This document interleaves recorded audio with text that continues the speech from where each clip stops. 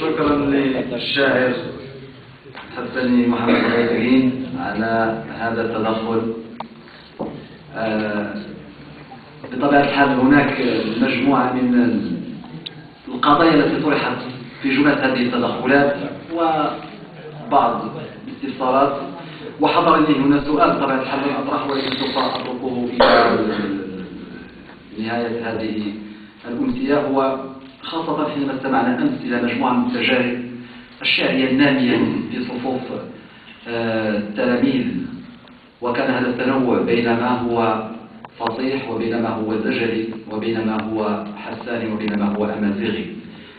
وهنا أفتح قوس: لابد أن نشد على أيديهم بحرارة ونشجع هذه الطاقات التي بطبيعة الحال تصارع وتحارب وحدها كدونكيشوت، ونتمنى بطبيعة الحال أن تؤازر من طرف شريحة مهمة خاصة من الآباء ومن المؤسسات الممثلة في الجمعيات والمؤسسات الحقوقية أيضا، ولما الأحزاب إلى غير ذلك، في شكل تمثيليات تكثف من هذه الأنشطة. أعود إلى السؤال: هو هل نحن الآن في هذا العصر بالتحديد أمام ما يسمى باصطناع الشاعر، في حين أن الموهبة التي هي أساس كل إبداع أصبحت متروكة جانبا؟ سوف نناقش هذه المسألة حينما نعود أو تسنح لنا الفرصة لهذه المسألة.